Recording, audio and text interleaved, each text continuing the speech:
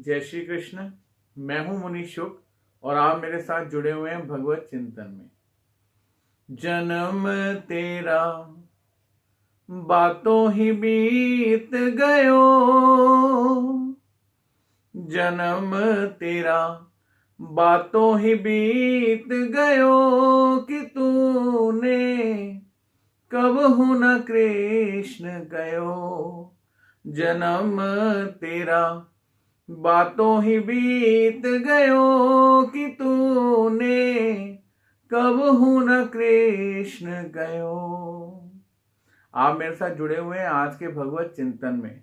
बहुत समय के बाद आज दोबारा आपसे मिलने का मौका मिला और बहुत से सद्भक्तों ने और बहुत से सुनने वाले श्रोताओं ने मुझे कहा कि अब बड़े दिनों से नया भगवत चिंतन नहीं आया, तो आप कब नया भगवत चिंतन तैयार कर रहे हैं। और एक ऐसा समय आया कि मुझे सोच में ले गया कि हाँ, इस पे भी, इस विशेष दिन पर भी मैं एक भगवत चिंतन बनाऊं। इंसान जन्म लेता है और जन्म के बाद ही कोई कर्म करता है, और यह भी सत्य है शास्त्रों के हिसाब से कि जो जन्म हुआ है वो भी कर्मों का फल है, और इस जन्म में जो कर्म करेगा उसके फल आगे भोगेगा। अब इस इंसान का जन्म होता है, लेकिन आप वास्तविकता देखें, स्वयं अपने जीवन में चिंतन करें। आपका जन्म हुआ, शुरुआत के समय में आपकी बाल अवस्था है, बालकपन है, लड़कपन है, आपको पता ही नहीं है। आप एक ऐसी अवस्था में जी रहे हैं जिस अवस्था में आपका लालन पालन पोषण माता पिता के हाथ में है। ज्यों ही आप थोड़ा बड़ा होते हैं, टीनेजर में आते हैं, आपको पता चलने लग जाता है कि अब संसार में ये रिस्पॉन्सिबिलिटीज मैंने पूरी करनी है और उसके लिए ये साधन मेरे पास होना जरूरी है, तब जाके मैं जीवन में सुखी रह पाऊंगा। और आपके सामने कोई ना कोई एक जीवन रख दिया जाता है, जिस जीवन को निर्देश किया जाता है आपके सामने कि आपने भी ऐसा ही बनना है। आपके मित्र परिवार, आपके घर परिवार, आपका समाज, आपका स्कूल, आपका सर्कल जरूर एक जीवन आपके सामने रख देता है और आपको रोज फील कराता है कि हमें भी ऐसा बनना है, हमारा जन्म भी ऐसा ही होना चाहिए, तभी सार्थक होगा, तभी सब सुख शांति हमारे जीवन में होगी। और हम हर इंसान, हम आप और मैं, हम पूरे समाज के लोग किसी ना किसी जीवन के फॉलोअर बन चुके हैं। हम फॉलो कर रहे हैं किसी जीवन को, हमें लगता है कि इसे फॉलो करके मैं इस जैसा बन जाऊं। और यही किसी के जीवन को फॉलो करने की जो आदत है, हमें जन्म में संघर्ष करना सिखाती है। ये बुरी बात नहीं है, किसी के जन्म को फॉलो करना, उसके जन्म से सीखना और उसके जन्म जैसा अपना जन्म बनाना, इसमें कुछ बुरा नहीं है। लेकिन एक सच्चाई को याद रखना जरूरी है कि दूसरे व्यक्ति का जन्म उसके कर्मों का फल है और मेरा जन्म मेरे कर्मों का फल है। लेकिन हम ये बात भूल ही जाते हैं। हम चेस तो करते हैं, लेकिन ये भूल जाते हैं कि जिसे मैं चेस कर रहा हूं उसकी डेस्टिनी उसके कर्मों से लिखी हुई है। और मैं संघर्ष तो कर सकता हूं, लेकिन भगवान कहते हैं कर्मण्येवाधिकारस्ते मां फलेषु कदाचन। तुम प्रयत्न कर सकते हो, लेकिन फल की इच्छा नहीं कर सकते। तुम्हारा जन्म हुआ है, तुम किसी के जन्म को फॉलो कर सकते हो। तुम्हें लगता है मैं बहुत बड़ा क्रांतिकारी बनूंगा, आप किसी के जन्म को फॉलो करते हैं। आपको लगता है मैं बहुत बड़ा भक्त बनूंगा, आप किसी बहुत बड़े भक्त के जीवन को फॉलो करते हैं। आपको लगता है मैं बहुत बड़ा दानी बनूंगा, आप करण जी के जीवन को पढ़ना शुरू कर देते हैं। कई लोग उल्टा विपरीत जीवनों को अपने जीवन का केंद्र बना के अपने जीवन की इतिश्री कर लेते हैं, पापी बन जाते हैं, पापियों का अनुकरण करना शुरू कर देते हैं। इंसान की फीलिंग है, इंसान की सोच है, वो जिसके जीवन को फॉलो करता है स्वयं का जीवन भी वैसा बना लेता है। उसे कोई नहीं बदल सकता, सिर्फ उसकी सोच बदल सकती है कि वो जिसके जीवन को फॉलो कर रहा है, उसने जिसको अपने जीवन में प्रिंसिपल बनाया है, क्या वो बिल्कुल राइट है। ये सोचना उसके हाथ में है। और चेस करते समय उसे याद रखना है कि मैं इस तक पहुंचूं ना पहुंचूं मुझे नहीं पता, लेकिन प्रयत्न करूंगा कि कुछ पास पहुंच जाऊं, क्योंकि इसका जीवन अपने कर्मों के कारण अपने ट्रैक पे चल रहा है और मेरा जीवन मेरे कर्मों के कारण अपने ट्रैक पे चलेगा। हाँ ठीक है, मुझे एक बड़ा व्यक्ति बनना है, धन संपन्न व्यक्ति बनना है, तो मुझे मेहनत करना जरूरी है। लेकिन आप चारों तरफ नजर घुमा के देखें, बहुत बड़े बड़े पढ़े लिखे लोग आज इतने अच्छे पदों पर नहीं है, और एक बहुत साधारण सा व्यक्ति कर्मों और भाग्य के कारण बहुत ऊंचे पदों पर बैठा हुआ है। जो तनख्वाह दे रहा है और जिसको दे रहा है, जिसको सैलरी पे कर रहा है, वो इंजीनियर है, एमबीए है, और जो तनख्वाह स्वयं किसी को दे रहा है वो सिर्फ बिजनेस का मालिक है, ना वो इंजीनियर है, ना वो एमबीए, ना वो कुछ और है। उसे विरासत से प्राप्त हुआ है बिजनेस, और बड़े बड़े लोग उसके यहाँ नौकरी कर रहे हैं। यहाँ ये बात फेल हो जाती है कि आप जिसके जीवन को, जिसके जन्म को फॉलो कर रहे हैं वो व्यक्ति भी बड़े उत्तम कर्मों से वहां पहुंचाओ, ऐसा नहीं है। कई बार विरासत कर्मों में प्राप्त हो जाती है, किसी को संघर्ष करके विरासत प्राप्त होती है। और हम जब भी किसी के जन्म को फॉलो करते हैं तो संघर्ष हमारे जीवन में आता है। हमें फॉलो करते समय ये जरूर याद रखना है कि जिसके जन्म को मैं फॉलो कर रहा हूं उस तक मैं पहुंच जाऊंगा कि नहीं पहुंच पाऊंगा। अगर हम ऐसा नहीं सोचते तो दुखों के पात्र हो जाते हैं। और हम ये सोच लें कि उसके अपने कर्म है, मेरे कर्म अपने हैं, तो हम उसे चेस तो कर सकते हैं, लेकिन मन में एक शांति बनी रहती है, ठीक है वो वहां तक पहुंचे, मैं यहां तक पहुंच गया। और इसी जन्म को अब मैं एक ऐसी जगह पे लाऊंगा कि आप किसी भी जन्म को फॉलो कर लें, आप धन संपन्न बन सकते हैं, आदर्शवान बन सकते हैं, हो सकता है आप बुरे जीवन को फॉलो करके बुरे बन जाएं।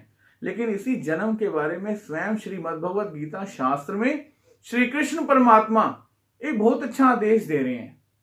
और उन्होंने बताया है कि तुम्हारे कर्म भले ही ना हो उसे चेस करने के, लेकिन अगर तुम उसे फॉलो कर लोगे तो चेस कर लोगे। सिर्फ एक ही ऐसा जीवन है जिसको अगर हम फॉलो करें और वैसा बनने की कोशिश करें तो हम बन सकते हैं। और कोई जन्म ऐसा नहीं है कि जिसको हम फॉलो करें कि मैं अमिताभ बच्चन बनना चाहता हूं तो मैं अमिताभ बच्चन बन जाऊंगा, मैं चाहूं कि मैं अंबानी बन जाऊंगा तो बन जाऊंगा, ऐसा नहीं हो सकता। उनके अपने कर्म है, हमारे अपने कर्म है। लेकिन एक जन्म ऐसा है जिसे स्वयं श्रीमद् भगवद गीता शास्त्र में श्री कृष्ण भगवान कह रहे हैं कि अगर आप चेस करने की कोशिश करोगे, इन्हें उनकी तरह बनने की कोशिश करोगे, उन्हें प्राप्त करने की कोशिश करोगे तो कर सकते हो। श्रीमद् भगवद गीता में अर्जुन को भगवान श्री कृष्ण जी कहते हैं जन्म कर्म च मे दिव्य एवं यो वेति तत्वता।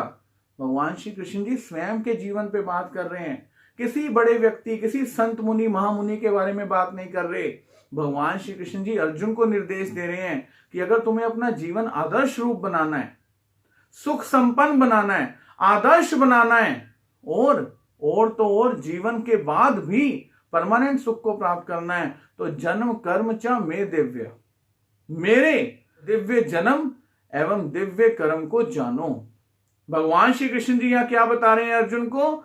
जन्म कर्म च मे दिव्य, मेरे जन्म की और कर्म की दिव्यता को जो अर्जुन तत्व से जान लेता है, जन्म कर्म च मे दिव्य एवं यो वेति तत्वता, जो जान लेता है अच्छे तरीके से, उसको फॉलो करना शुरू कर देता है।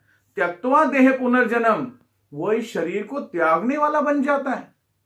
आप देखिए, आप किसी भी जीवन को फॉलो करें, कितने भी बड़े व्यक्ति हों, मृत्यु को कोई भी नहीं चाहता, कोई भी नहीं चाहता मैं मरूं। उसे लगता है मैं सदा जीता रहूं, मेरे सुख साधन सदा बने रहें, मेरे रिश्ते परिवार सदा बने रहें। वो कभी नहीं चाहता कि मैं इतनी ऊंची ऊंचाइयों पर पहुंचकर मृत्यु को प्राप्त हो जाऊं। नाम गुम जाएगा, चेहरा ये बदल जाएगा। इंसान का कितना भी ऊपर पहुंचने पर एक दिन नाम गुम जाएगा, अतीत के पन्नों में बंद हो जाएगा, चेहरा बदल जाएगा, अगले कर्मों में पता नहीं कौन से कर्म लेव के हिसाब से कौन से देह में चला जाएगा। कोई चाहता है कि मैं एक बहुत बड़ा इंसान बनकर सुख भोगते हुए मृत्यु को प्राप्त हो जाऊं? कोई नहीं चाहता। इसलिए उसके जीवन को मृत्यु बोला जाता है। उसने बहुत कोशिश करके बड़े उत्तम जन्मों का आदर्श लेकर चेस करने की कोशिश की उन्हें, और बन भी गया, लेकिन मृत्यु को प्राप्त हुआ। और गीता में श्री कृष्ण भगवान जी कह रहे हैं अगर चेस ही करना है, किसी को, किसी के पीछे भागना ही है, तो हे अर्जुन मेरे पीछे भागो, मेरे जन्म को और मेरे कर्म को समझो और उसकी दिव्यता को समझो। जन्म कर्म च मे दिव्य एवं यो वेति तत्वता। और जो इसे चेस कर रहा है, क्या वो निरर्थक जाएगा? नहीं। जो इसे तत्व से जानने की कोशिश कर रहा है और तत्व से जान गया है, त्यक्त्वा देह, वो त्यागवान बन गया। अपने देह का मतलब वो अंत समय में अपने देह का त्याग करने वाला बन गया है। कबीरा जब हम पैदा हुए, जग हंसे हम रोए, ऐसी करनी कर चलो, हम हंसे जग रोए, हम हंसे जग रोए। ये त्यक्त्वा देह पुनर्जन्म, ये जो पुरुष भगवान के जीवन को चेस करते हैं, भगवान के जन्म को अपने लिए आदर्श मानते हैं और उसके अनुरूप अपना जीवन ढालते हैं, भगवान श्री कृष्ण जी कहते हैं वो एक दिन देह को त्यागने वाले बन जाते हैं। वो मृत्यु के समय रोते नहीं, बल्कि उस ईश्वर का दर्शन करने के लिए आतुर होते हैं कि अब मुझे मेरे परमात्मा के दर्शन होंगे। जीवित भी सुखी रहते हैं और मरने के बाद भी अपनी डेस्टिनी को जानते हैं कि अब मैं भगवान श्री कृष्ण जी के दर्शन को जा रहा हूं, क्योंकि भगवान ने बताया है अंत काले च मामेव स्मरण मुक्त्वा कलेवरम। जिसने पूरी जिंदगी भगवान के जीवन को चेस किया है, भगवान थोड़ा सा आगे रुक जाएंगे, वो थोड़ा पहले रुक जाएगा, लेकिन भगवान ने उसकी ये दूरी भी मिटा दी। भगवान ने कहा जिस समय वो पूरा होगा, शरीर से आत्मा बाहर निकलेगी, वो उस समय मेरा ही स्मरण कर रहा होगा। और जब वो मेरा स्मरण करता हुआ इस देह को त्यागेगा, त्यक्त्वा देह पुनर्जन्म, वो इस शरीर को त्यागने के बाद हे अर्जुन नेति मामेति सुअर्जुना, पुनर्जन्म को प्राप्त नहीं होगा, अर्थात परमानंद को प्राप्त होगा। तो आज मेरा भी जन्मदिन है, तो मैंने इस विषय को इसलिए सामने रखा कि आपका भी जन्मदिन आए तो हम बड़ी कोशिश करते हैं बहुत बड़ा जन्मदिन मनाएं, हम बहुत लोगों को बुलाएं, बहुत बड़ा सेलिब्रेशन करें। क्यों ना आज एक पार्ट और जोड़ दें कि हम जिसके जीवन को चेस कर रहे हैं, अर्थात प्राप्त करने के लिए भाग रहे हैं, हम जिसके जीवन को अपने जीवन में आदर्श बना चुके हैं, क्या जीवित रहते भी वो हमारे लिए सुख शांति का कारण है और मृत्यु के बाद भी मेरी सिक्योरिटी है? अगर ऐसा एक बार ध्यान देते हुए हम श्रीमद् भगवद गीता जी को खोल के भगवान के जीवन को समझें तो जरूर हमारा जन्मदिन सार्थक हो जाएगा। मैं आज अपने जन्मदिन पर भी भगवान श्री कृष्ण जी से यही प्रार्थना करता हूं कि जन्मदिन विशेष पर आपको ये भगवत चिंतन सार्थकता पे ले जाए, आपकी सोच को भी बदले और आपको मजबूर करें श्री गीता जी को फॉलो करने पर, और मेरे जीवन को भी श्री कृष्ण भगवान जी के जीवन को जीने का जो कला भगवान ने दिखाई उसे सीखने का मैं निरंतर प्रयत्न करता रहूं। मेरे जीवन में वो आदर्श आते रहें और मैं भी इस देह को त्यागने वाला बनकर दोबारा पुनर्जन्म को प्राप्त ना हूं। जय श्री कृष्ण।